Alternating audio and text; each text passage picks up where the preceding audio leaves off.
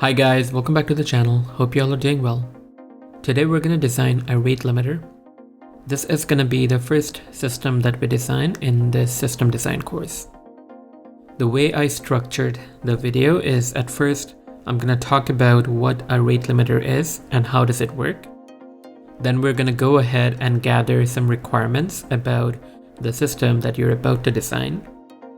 Once we have the requirements, we are going to go ahead and design the MVP of the system, which is going to be just a working version.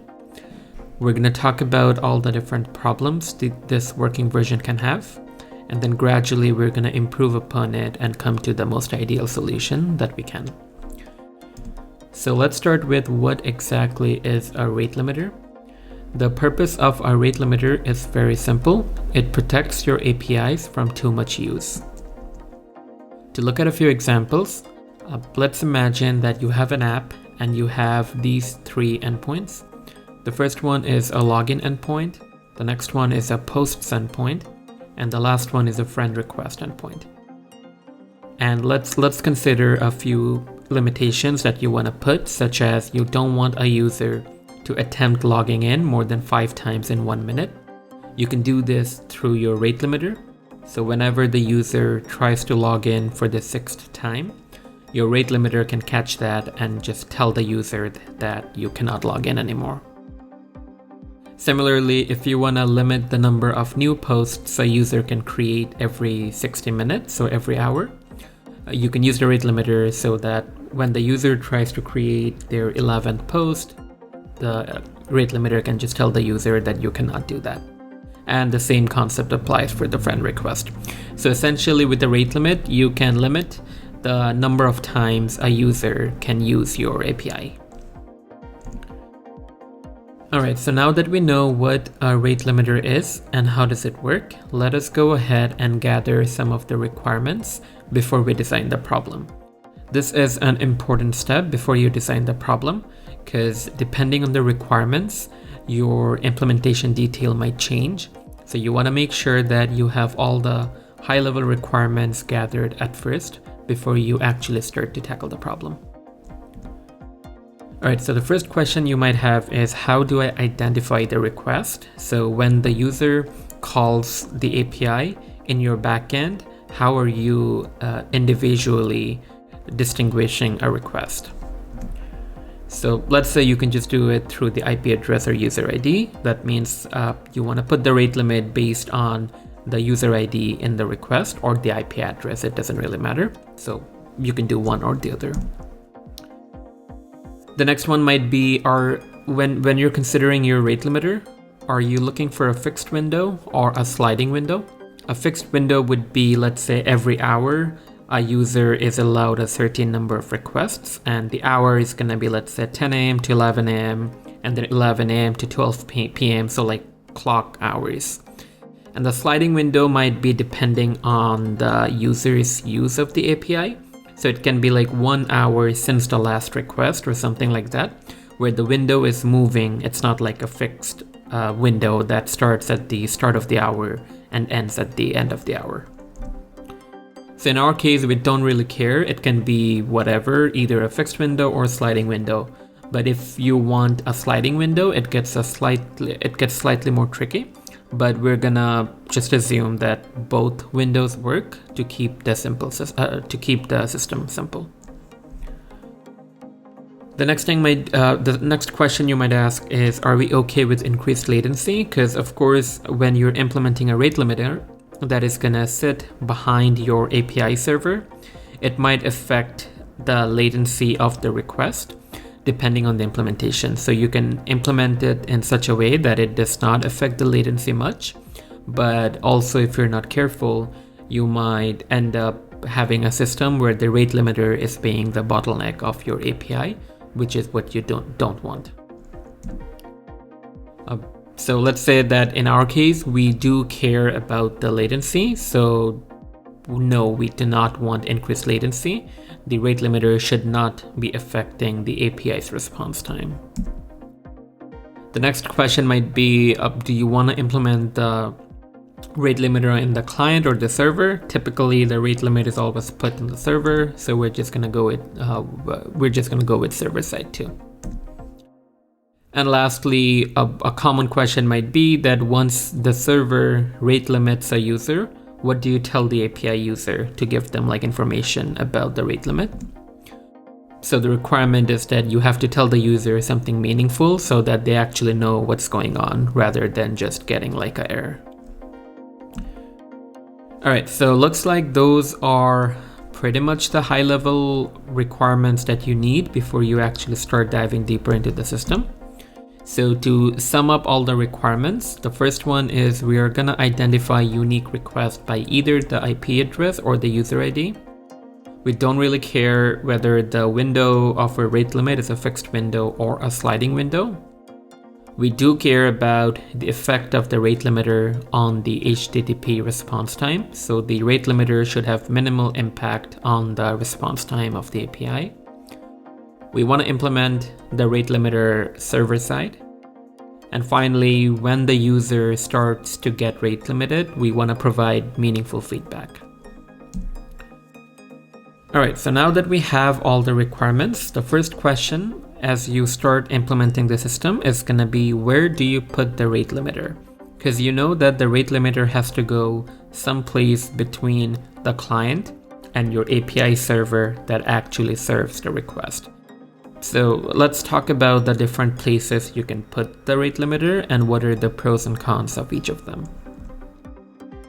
So the first thing you can do is you can create a new or microservice or just a standalone service for the rate limiter, which is what your web client is going to hit at first. In the rate limiter service, you're going to check to see if the request is valid or if the user should be rate limited. And based on that, you can either forward the request to the API server, or you can send a status code back to the client telling the client that no, you have been rate limited. The problem with this is you need a whole new service just for the rate limiter, which is not ideal. You're involving more HTTP calls, which is also gonna add to the latency.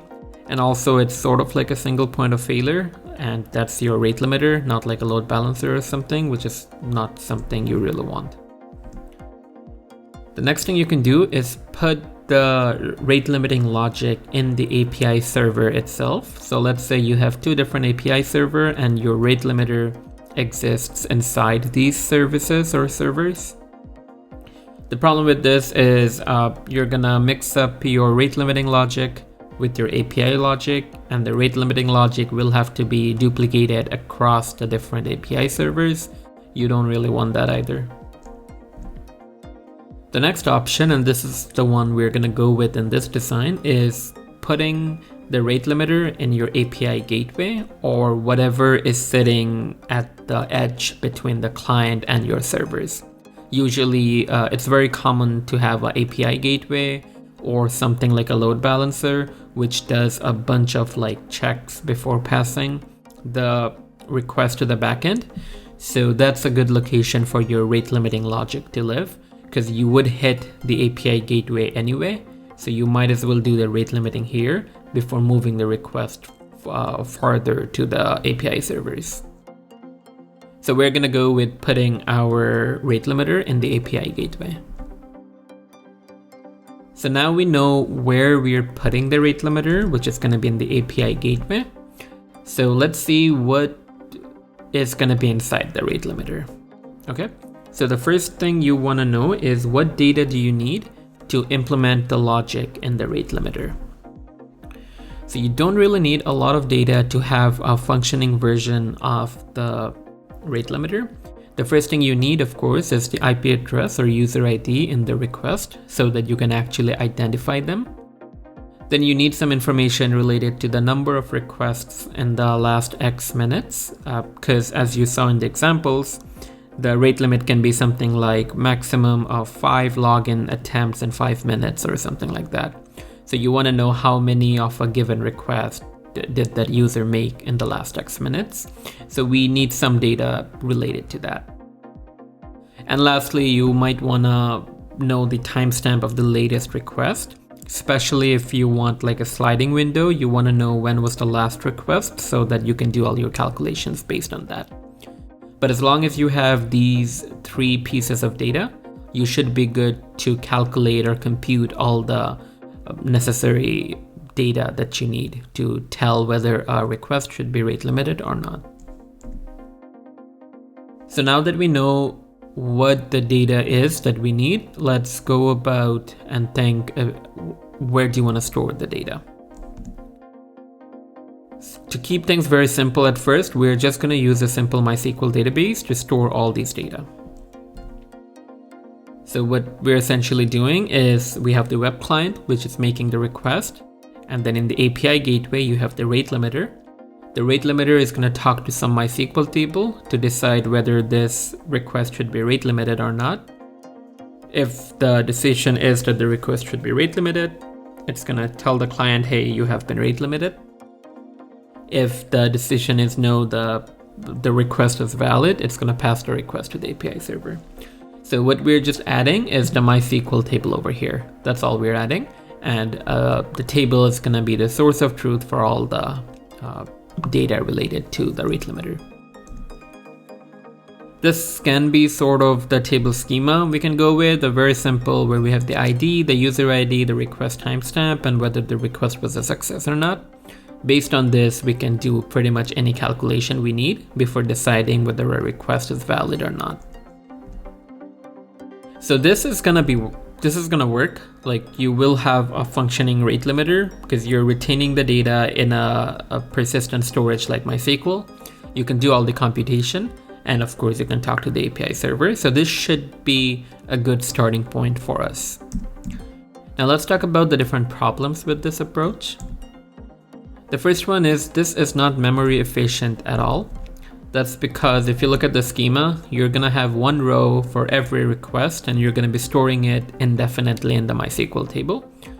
So over time, this is gonna build up very quickly. And if you also think about the different computations we have to do, we might have to run some aggregations. We might have to run some some aggregation functions in MySQL and stuff like that. At the beginning, it might not matter. But over time, given you are storing a row for every request, the table is going to get very large and you're going to end up taking significantly longer in those aggregation queries. The next one is what I just talked about, that the query and computation is going to be adding to the latency of the request. So right now, you pretty much have a row stored indefinitely, and every time you need to decide whether to rate limit or not, you need to go through the database, get a bunch of rows, do some calculation, and then figure out. And the larger your table grows, the longer this is going to take. And after a certain time passes, you really don't care about the old data because the rate limiter is going to work on the basis of a window, right? You can have like a fixed window or a sliding window. But regardless, in a given window, you don't really care about what happened 24 hours ago, but the data is still going to be here, and this is going to affect the computation performance of all the aggregations you're doing. So bottom line, not memory efficient because you're storing unnecessary number of rows, and the query and computation is going to add latency, which is also not something that you want. So now let's think about the ideal way we could do it, because we have seen that we really don't need old data. It's just gonna make the whole system more bulky.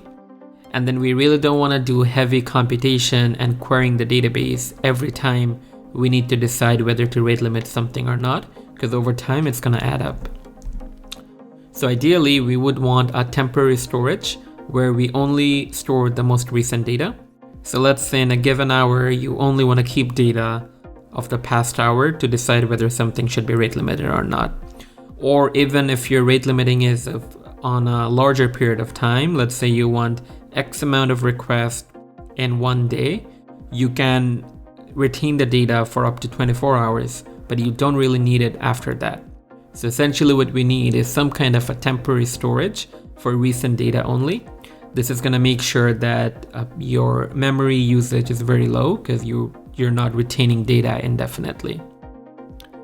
And secondly, you want to be able to access this data very fast and very quickly, rather than going to disk, reading data, doing a bunch of computation before deciding whether to rate limit something or not.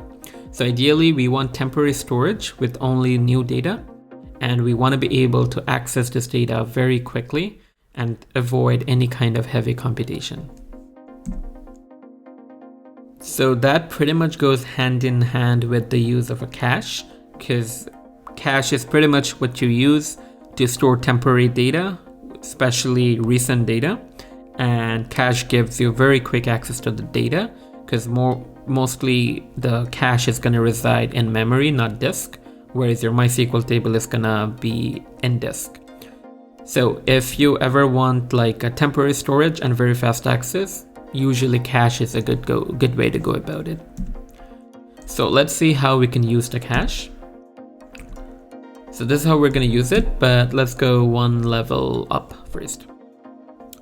We're going to use the example of Redis, but pretty much any caching client that you use is going to support these. So what Redis lets you do is firstly store the data in memory.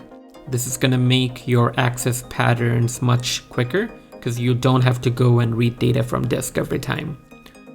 Super quick access, what I just said, it's very quick and easy to access data that's in memory over disk. You can put TTL on your data to retain the data for X minutes. TTL is called time to live. That means when you're writing a piece of data into Redis, you can tell Redis how long to keep the data around. So let's say if you have a request that comes in and you want to store this request in Redis for only 1 hour, you can tell Redis that, hey, insert this row into Redis with a TTL of 1 hour. Then Redis, after that 1 hour has passed by, Redis is going to automatically delete that row so that your data is more lean and you don't have to worry about manually deleting the data every time. So that's a good benefit of using a Redis cache. It automatically supports TTL out of the box. And then you don't really need to do much fancy computation because you won't be requiring to get like historic number of rows from the database and doing a bunch of aggregations or computation, because Redis gives you some handy functions like an increment, decrement, counters, and some other things that you can easily use to do some very quick math, which is pretty much what you need in a rate limiter, because essentially all you need to find is in the last 1 hour or in the last 30 minutes, how many requests did this user make. All right, so this is how it's gonna look like. It's very simple and very similar to the MySQL design, where in the API gateway, we still have the rate limiter, but now instead of talking to the MySQL database, the rate limiter is talking to the Redis in-memory cache.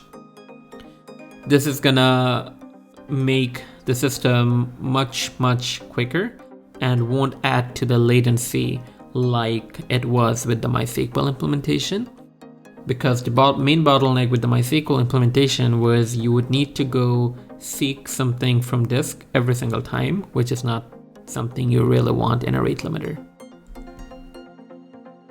Alright, so now that we know how the rate limiter is going to work on a fundamental level, let's talk about what do you tell the user when the user has been rate limited. Because it's all good that you know how to identify requests to rate limit, but you also want to make sure that the user knows about it so that they just don't stop using your API. Instead, they get good enough feedback to know why did they get rate limited and when should they try again. The best way to give user feedback when it comes to rate limiting is to use the appropriate status codes. For HTTP status codes, you always have a status code that fits the scenario the best. And when it comes to rate limiting, 429 is the most common status code that is sent back to the client whenever a server rate limits the client. So in our case, we're also going to go with a HTTP code of 429. So what that means is when the web client makes the request, the rate limiter gets the request, does some of the calculation using the cache to figure out whether the user should be rate limited or not. If the user should be rate limited, it sends a HTTP status code of 429 to the user so that the user knows that, oh, I got rate limited. And if the rate limiter thinks that the request should not be rate limited, it just forwards the request to the API server. All right, so we know that now we want to use the HTTP status code to tell the user that they got rate limited. But can we do better than that, right? So now we're just telling the user that you were rate limited, but we're not really giving them any other feedback.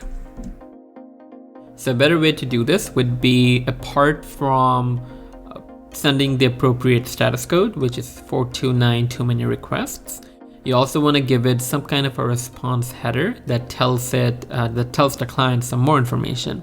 In this case, and this is a very common practice, is to have a response header called retry after, and then give it the number of seconds after which the user should try to call the API again.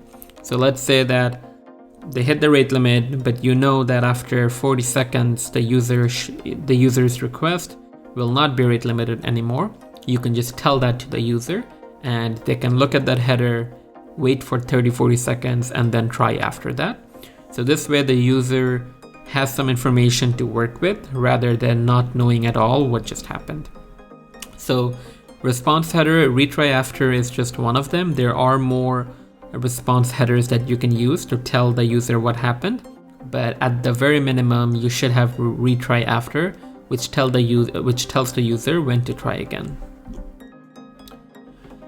So to sum up the whole architecture, the way it's going to look like is you have the web client to the left, which is going to be either your mobile client or your web client. Whenever they make a request to your API, the first thing it's going to hit is going to be your API gateway. The API gateway will have all the rate limiting logic. The rate limiting logic is going to interact with an in-memory cache like Redis. In Redis, the rate limiter is going to store recent data for every user. So like the last 100 requests or last 200 requests, or even the requests that came in the last 2 or 3 hours, and it doesn't care about any other data. In the cache, you're also going to be having information like if the user should be rate limited or not. So you can use different caching functions like increment, decrement, to figure out very quickly if a user should be rate limited or not. So you don't have to use a MySQL table or anything to do this. Once the rate limiter figures out whether the request should be rate limited or not, it can take one of two actions. If the user needs to be rate limited, it can send a status code of 429 to the web client and tell the user when they should try again. So something we looked at over here. And if the rate limiter thinks that it's totally cool, the request is good to go, it should forward the request to the API server, and then the API server can send the request back to the client. All right, so that is pretty much how a very simple functioning rate limiter works. We went through some basic concepts and we talked about the different pros and cons of using a database or using a cache in a rate limiting system. We also talked about the good position for the rate limiter, where you want to put it in your backend. So hopefully that kind of gave you some idea. This is one of the more straightforward designs, so there was not really much we could dive deep into. But once we go over these first 2 or 3 basic system design problems, we are going to look at some more complex problems that are going to involve more components than what we just did in this one. So hopefully that was helpful. Hopefully that was helpful. If you have any questions, just leave them in the comments and I'll try to get back to you as soon as I can. With that being said, I hope you have a good rest of the day, and I'm going to catch you guys in the next one. Bye-bye.